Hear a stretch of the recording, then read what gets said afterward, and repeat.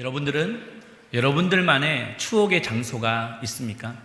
단지 공간적인 개념이 아니라 지난 시간을 돌아보고 미래를 내다볼 수 있는 그 장소 말입니다. 제게는 하나가 있습니다. 제가 어릴 때 자랐던 저희 집입니다.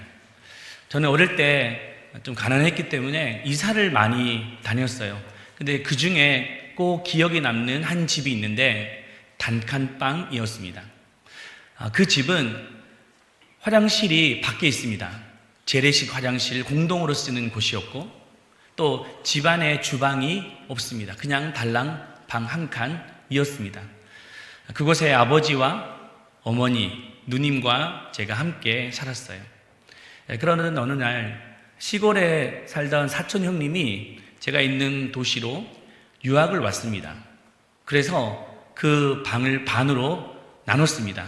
문을 하나 내고 한쪽에는 아버지, 어머니, 누님, 그리고 또 다른 한쪽에는 사촌 형님과 제가 살게 되었어요. 지금 생각해보면 참 너무 힘들고 다시 돌아가고 싶지는 않습니다.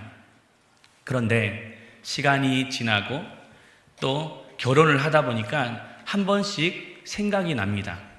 그래서 고향에 가면 혼자 그 집 앞에 가보곤 합니다.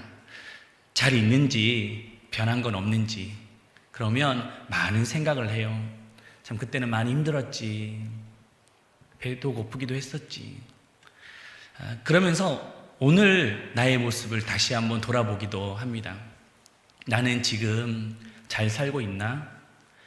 상황은 좋아졌는데 감사를 잃어버리진 않았나? 나는 혹시 변질되지는 않았나? 그런 생각을 해봅니다. 오늘 본문의 말씀이 어쩌면 그런 내용을 담고 있습니다. 오늘은 소아시아 7교회 중에 에베소 교회에 관한 말씀입니다. 한번 따라할까요? 에베소 교회. 에베소 교회에 관한 말씀인데요. 우리가 지난주에 살펴보았던 것처럼 지금의 튀르키예 서쪽에 위치한 한 도시였습니다. 사도 바울이 이곳에 AD 한 45년경에 갔던 곳이에요. 그리고 난 뒤에 시간이 한 40년 지난 후에 다시 사도 요한에 의해서 하나님의 묵시의 말씀이 들려진 교회였습니다. 한 40년이 지났다 보니까 어떻게 변했을까요? 에베소는 당시 소아시아의 심장이라고 할 만큼 자부심을 가지고 있었던 도시였습니다. 정치적으로는 로마의 속주였지만 지리적으로는 소아시아에 들어가는 관문에 있었습니다. 그래서 교통과 문화와 또 금융, 많은 것이 발전되었던 그런 도시였습니다. 그 중심에 에베소 교회가 세워져 있었습니다. 더구나 에베소 교회는 다른 교회에 비해서 역사도 깊습니다. 또 많은 재원도 있고 규모도 큰 교회였습니다. 특히 사도 바울에게는 남다른 교회였습니다.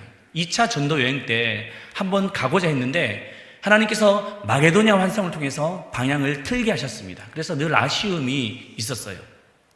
그러다가 3차 전도 여행 때 기회가 돼서 들어가게 되었습니다. 얼마나 감격스럽겠습니까?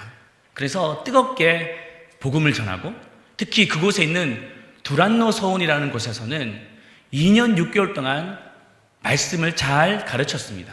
그러자 놀라운 역사가 일어났습니다.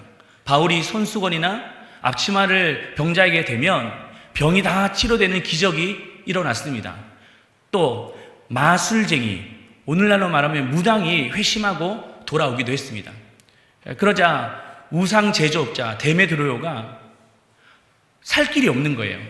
그래서 폭동을 일으키기도 했던 곳이었습니다. 그래서 강력한 성령의 역사가 나타났던 곳이었습니다. 그렇게 시작되었던 에베소 교회가 40년이 지났습니다. 그 후에 예수님께서 어떻게 그 교회를 보면서 평가하고 있는지 오늘 본문은 말씀하고 있습니다. 크게 두 가지를 말씀하고 있는데 먼저 아낌없는 칭찬을 하고 계십니다. 바로 영적 분별력이었습니다. 2절 말씀 같이 읽겠습니다. 악한 자들을 용납하지 아니한 것과 자칭 사도라 하되 아닌 자들을 시험하여 그의 거짓된 것을 내가 드러낸 것과. 에베소 교회는 영적 분별력을 가지고 있었습니다. 그래서 무엇이 거짓인지 무엇이 참인지를 정확하게 판별해낸 거예요. 성도들에게 분별력은 참으로 중요합니다. 왜냐하면 신앙의 척도이기 때문입니다. 지난주에 우리가 살펴보았던 것처럼 초대교회는 외부적인 박해가 있었습니다. 그뿐 아니에요. 내부적인 이단의 공격도 만만치 않았습니다. 에베소 도시는 항구 도시이기 때문에 많은 사람들이 왕래하는 곳입니다. 그러니 종교와 철학이 다 섞여 있는 곳이에요. 그래서 이단들이 활개를 치기가 아주 적합한 도시였습니다. 그럼에도 불구하고 에베소는 에베소 교회에서는 참과 거짓을 정확하게 분별해 냈던 거예요. 그러면 그들이 어떤 거짓 가르침을 정확하게 드러냈을까요? 6절 말씀이 이렇게 말합니다. 오직 내게 이것이 있으니 네가 니골라당의 행위를 미워하는도다. 나도 이것을 미워하노라. 바로 니골라당의 가르침, 니골라당의 이단이었습니다. 학자들에 따르면 이 니골라라는 사람은 원래 사도행전 6장에 보시면 7 집사 중에 한 명이었다라고 말합니다. 초대교회는 구제 활동을 많이 했습니다. 그런데 편파성의 문제가 생기면서 사도가 직접 구제를 했어요. 그래서 아무런 문제가 없었습니다. 그래서 더 큰 문제가 생긴 거예요. 사도는 말씀과 기도에 전무해야 되는데 구제하다 보니까 그 일들을 집중하지 못했습니다. 그래서 교회가 그럼 우리가 7 집사를 세우자. 그래서 그들에게 맡기고 사도는 주의 말씀과 기도에 전념하도록 하자라고 사람을 세웠습니다. 7 집사죠. 그 중에 한 명이었습니다. 같이 한번 사도행전 6장 5절 말씀해 보시면 온 무리가 이 말을 기뻐하여 믿음과 성령에 충만한 사람 스데반과 또 빌립과 브로고로와 니가노로와 디몬과 바메나와 유대교에 입교했던 안디옥 사람 니골라를 택하여. 니골라는 한때 충성스러운 종이었습니다. 그런데 시간이 지날수록 변질되었습니다. 급기야 이단에 들어갔고 이단의 우두머리가 되었습니다. 그런데 그 사람을 에베소 교회는 정확하게 판별해낸 거예요. 오늘날에도 거짓 가르침을 분별하는 것 대단히 중요합니다. 이것은 한 사람의 개인의 문제가 아니에요. 가정이 파괴됩니다. 또 그가 있는 공동체도 흔들리게 됩니다. 과거에 그가 얼마나 신실하게 일했는지 물론 귀한 일이죠. 하지만 그들의 그 업적이 오늘날의 신앙을 담보할 수는 없습니다. 과거에 아무리 훌륭한 목회자라고 할지라도 지금 참된 목자라고 장담할 수 없습니다. 엘리 제사장을 보십시오. 과거에는 놀라운 일들을 감당했지만 그 마지막이 좋지 않았습니다. 사울 왕, 삼손, 처음에는 하나님의 크신 일을 했지만 끝이 좋지 않았습니다. 그러므로 무엇이 거짓인지 분별하고 그들과 손절하는 것, 그리고 무엇이 진짜인지를 분별하고 그들과 함께 하는 것, 이것이 영적 분별력입니다. 여러분, 신앙생활은 그냥 사람 좋다고 쫓아가면 안 돼요. 정에 의해서 이끌려 가서도 안 됩니다. 영적인 분별력을 가지고 있어야 됩니다. 요한일서 4장 1절 말씀 같이 한번 보겠습니다. 사랑하는 자들아, 영을 다 믿지 말고 오직 영들이 하나님께 속하였나 분별하라. 많은 거짓 선지자가 세상에 나왔습니다. 그렇다면 에베소 교회는 어떻게 그 거짓을 드러낼 수 있었을까요? 그들에게는 기준이 있었습니다. 그 기준은 바로 사도 바울이 전해주었던 복음의 말씀이었습니다. 바울은 3차 전도 여행 때 두란노 서원에서 2년 6개월 동안 바른 진리의 말씀을 가르쳐 주었습니다. 그래서 그들은 그 바른 진리를 듣다 보니까 무엇이 옳은지 아닌지를 분별할 수 있는 기준을 가지고 있었던 겁니다. 2절 말씀해 보시면 악한 자들을 용납하지 아니한 것과 자칭 사도라 하되 아닌 자들을 어떻게 했다고요? 시험했다라고 말합니다. 여기서 시험했다라는 말은 원어상에 보시면 도키모스라는 말인데 이런 뜻이에요. 한번 따라할까요? 기준에 대어보다. 기준에 대어보다. 이 도키모스 단어는 기준에 대어보다라는 말인데 마치 리트머스 종이에다가 어떤 용액을 데워보면 이게 산성인지 알칼리성인지를 판별해낼 수 있지 않습니까? 마찬가지로 에베소 교회는 바울에게 들었던 진짜 복음을 가지고 있었기 때문에 그 기준을 가지고 진짜인지 가짜인지를 분별해냈던 거예요. 한국은행에 입사하게 되면 직원들에게 위조 지폐를 판별하는 법을 가르쳐 준다고 합니다. 그런데 그 한 달 연수 기간 동안 뭐가 가짜인지 그 특징을 계속 말해주지 않는데요. 한 달 동안 아침부터 저녁까지 계속해서 진짜 지폐를 세개한다고 합니다. 수천 장, 수만 장. 그리고 난 뒤에 가짜 지폐를 이제 마지막에 딱 보여주면서 하나 섞어 놓는 거죠. 이걸 찾아내라고. 그럼 100이면 100 다 정확하게 찾아낸다고 합니다. 그 이유가 무엇일까요? 진폐에 대한 학습, 진폐가 무엇인지를 분명히 알았기 때문입니다. 우리의 신앙생활도 다르지 않습니다. 진짜와 가짜를 어떻게 분별해낼 수 있습니까? 그것은 바로 진짜를 경험해야 됩니다. 이 세상은 가짜가 점점 진화되고 있어요. 더 발전되고 있습니다. 이때 우리가 진짜를 알면 거짓도 분별해낼 줄로 믿습니다. 종교의 유력은 아주 대단해요. 그래서 가짜도 비진리도 계속해서 학습하면 세뇌가 됩니다. 그래서 이단들은 이 사실을 잘 알고 있어요. 그래서 계속해서 가스라이팅을 하는 거죠. 시간이 지나서 이게 잘못됐다라는 것을 알매도 불구하고 헤어나오지 못합니다. 왜 교수며 박사며 지성인들이 이단에 빠집니까? 그들이 지식이 없어서 아닙니다. 진짜 복음을 경험하지 못했기 때문입니다. 그러므로 우리가 분별력을 달라고 기도하는 것 물론 중요합니다. 하지만 더 앞서 중요한 것은 진짜 복음을 듣는 것입니다. 먼저 그 복음을 알아야 돼요.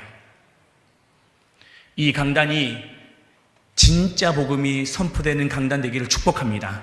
이 강단에서 흘러나오는 메시지를 통하여서 진짜 복음을 듣고 이 험악한 세상에서 무엇이 옳은지 아닌지를 분별하시기를 축복합니다. 두 번째는 에베소 교회는 칭찬만 있었던 것이 아닙니다. 책망도 함께 있었습니다.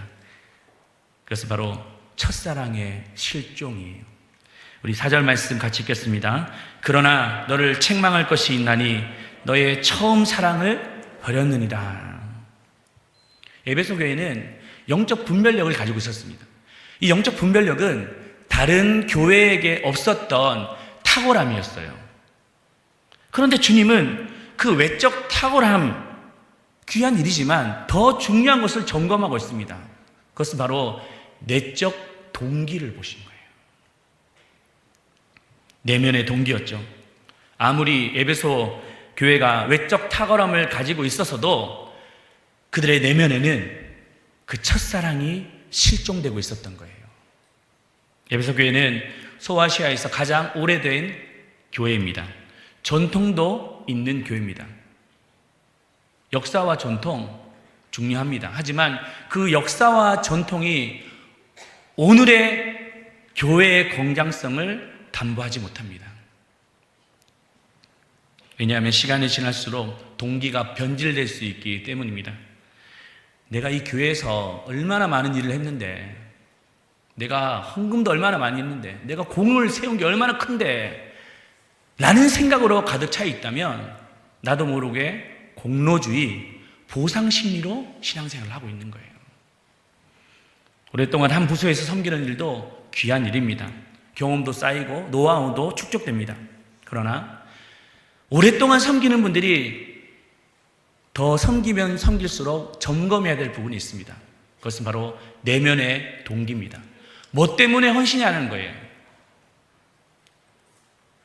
그냥 책임감, 의무감으로 하는 건지, 아니면 주님을 사랑해서 하는 것인지, 내 뜻을 관철시키기 위해서 하는 것인지, 주님의 뜻에 순종하기 위해서 하는 것인지를 우리는 점검해야 됩니다. 하나님은 당신과 이스라엘의 관계를 신랑과 신부의 관계로 묘사하셨습니다. 하나님은 이스라엘을 끊임없이 사랑하셨는데 이스라엘은 가나안을 섬기고 배교했던 것이죠. 그래서 하나님은 호세아 선지자에게 음력 고매를 붙여주시면서 그 끊임없는 음행을 통해서 이스라엘 백성들이 그 사랑이 변질되었다는 것을 지적해 주셨습니다. 부부간에는 정절이 있잖아요. 신뢰가 있잖아요. 이 신뢰와 정절이 깨지면 안 됩니다. 하나님의 관계도 마찬가지입니다. 주님과의 그 사랑이 무너지면 어떤 헌신도 공허해지는 거예요. 여러분 신앙생활 하면서 작은 일이 생기면 그냥 토라지는 거,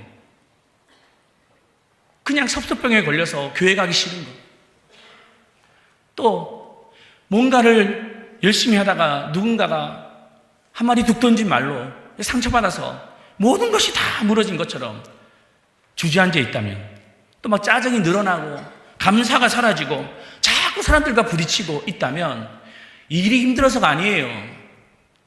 관계가 불편해서가 아닙니다. 하나님과의 첫사랑이 없거나 아니면 그 첫사랑을 잃어버렸기 때문입니다. 한 목사님이 제게 이런 질문을 하시는 거예요. 목사님, 미국을 가장 빨리 가는 방법을 아십니까? 저는 미국에 한 번도 가본 적도 없는데 미국에 어떻게 빨리 가는지 아냐면 내가 어떻게 알겠습니까? 기차 타고 가는 거예요? 기차는 아니고 비행기 타고 가는 겁니까? 로켓 타고 가는 겁니까? 아니에요. 사랑하는 사람들과 함께 가는 겁니다. 감동이 없네요, 여러분들은. 보니까 미국을 안 가봐서 그러시는 겁니까? 참 그 사랑하는 사람들과 함께 가다 보면 먼 길도 지루하지 않습니다. 힘든 일도 피곤치 않는 거. 이건 사랑의 위력입니다. 야곱은 라헬을 사랑했습니다. 그래서 7년 동안을 그냥 며칠처럼 여겼다는 거예요. 지루하지 않았던 것이죠. 3번이나 예수님을 부인했던 베드로에게 예수님은 찾아오셔서 너 왜 그랬어? 추궁하거나 아니면 너 잘할 수 있어? 각오를 묻지 않으셨습니다. 네가 나를 사랑하느냐? 네가 나를 사랑하느냐? 네가 나를 사랑하느냐? 그 사랑을 물으셨습니다. 여러분, 주님과의 사랑의 온도는 몇 도이십니까? 그 사랑이 아직 시작되지 않았다면 이제 시작하십시오. 그리고 그 사랑의 관계가 무너졌다면 다시 시작하십시오. 그 사랑님이 우리로 하여금 이 땅에서도 안전하게 지켜주며 마지막 저 천국으로도 인도하실 것을 믿습니다. 신앙생활을 끝까지 완주하는 사람이 있고 중간에 탈락하는 사람들도 많아요. 우리 주변에도 보지 않습니까? 열심히 신앙생활 하다가 갑자기 보이지 않습니다. 이유가 무엇일까요? 일이 힘들고 또 관계가 깨어져서 아닙니다. 주님과의 첫사랑을 잃어버렸기 때문입니다. 처음 예배 드렸을 때를 한번 생각해 보십시오. 막 설레고 가고 싶고 아침 일찍 준비해도 빨리 달려가고 싶고 그 예배에 뜨거움이 있었던 때를 생각해 보십시오. 아침부터 저녁 늦게까지 수고하고 헌신해도 피곤치 않는 거예요. 너무 기쁨이 넘쳤습니다. 감사함이 넘쳤습니다. 그때를 한번 생각해 보십시오. 물질과 시간을 주님 앞에 아낌없이 드려도 전혀 아깝지 않는 그때가 있었습니까? 우리는 그때를 다시 회복해야 됩니다. 그 순수한 마음을 회복하시길 바라요. 그러기 위해서는 은혜의 자리에 나가셔야 됩니다. 말씀의 자리에 나가셔야 돼요. 은혜가 있는 자리에 나가는 것은 양보하면 안 돼요. 절대 사수해야 됩니다. 여러분, 금요 성령 집회는 기도를 회복하는 것입니다. 그 자리를 사모하셔야 돼요.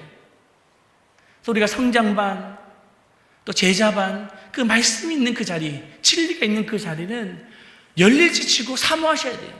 고민하시면 안 됩니다. 미루시면 안 돼요. 우리에게는 언제나 다 때가 있습니다. 그 자리를 사모하시길 바랍니다. 그때 하나님 우리에게 어떤 상급을 주십니까? 7절 말씀인데 마지막 같이 읽겠습니다. 귀 있는 자는 성령이 교회들에게 하시는 말씀을 들을지어다. 이기는 그에게는 내가 하나님의 낙원에 있는 생명나무의 열매를 주워 먹게 하리라. 아멘. 주님은 처음 사랑을 회복하는 자에게 하나님의 낙원에 있는 생명나무의 열매를 주워 먹게 하리라 말씀하십니다. 생명나무는 창세기 에덴 동산을 말하는데 그 안에 생명나무를 주셨습니다. 그런데 인간의 범죄함으로 말미암아 그곳에 접근하지 못하도록 막아져 버렸습니다. 그런데 그 첫사랑을 회복하는 자에게 그 생명나무의 열매를 다시 주겠다라고 하신 거예요. 이것은 바로 영원한 저 하늘의 천국을 바라보며 나아갈 때 하나님께서 주시고자 하는 영생의 복을 말씀하신 겁니다. 근데 1차적인 의미는 그런 의미지만 또 다른 의미가 있어요. 그것은 바로 그 천국의 기쁨을 허락해 주신다라는 뜻입니다. 우리가 첫사랑을 회복할 때 의무처럼 느껴졌던 예배가 의무가 아닙니다. 섬김도 때로는 짐이 될 때도 절대 짐이 되지 않습니다. 기쁨이 되어 감사가 될 것입니다. 또 메말랐던 우리의 영혼의 생기의 기운이 부러지게 될 것입니다. 주님은 다시 기쁨을 회복하면 돌아와라 라고 하지 않으세요. 다시 돌아오면 기쁨을 회복하리라 하십니다. 여러분, 오늘 주님의 음성을 듣고 미루지 말기를 바랍니다. 그리고 하나님 앞에 결단하시고 그 은혜의 자리, 그 첫사랑의 자리에 돌아가시기를 축복합니다. 이 얘기를 하고 말씀을 정리하겠습니다. 미국의 한 요양병원에서 있었던 일입니다. 매일같이 치매에 걸린 아내를 위해서 한 노인이 찾아왔습니다. 비가 오나 눈이 오나 바람이 부나 한결같이 찾아온 거예요. 근데 간호사가 그 모습을 보면서 할아버지 이렇게 매일매일 찾아와도 아내분은 기억도 못하는데 왜 이렇게 오십니까? 힘들지 않으세요? 라고 물었습니다. 그때 이 할아버지는 아내가 나를 기억하지 않아도 괜찮아. 내가 아내를 기억하고 있잖아. 이것이 바로 진정한 사랑이었습니다. 우리 주님은 그 사랑을 원하십니다. 우리 주님과의 만남은 거래가 아니에요. 지고지순의 사랑입니다. 어떤 대가와 보상을 바라지 않고 나아가는 거예요. 우리 주님이 우리에게 그렇게 하셨듯이 말입니다. 우리가 이 말씀 앞에 에베소 교회에 주셨던 그 음성을 듣고 다시 한번 영적 분별력을 회복하고 그리고 하나님 앞에 첫사랑을 회복하는 우리 모두가 되시기를 주님의 이름으로 축복합니다.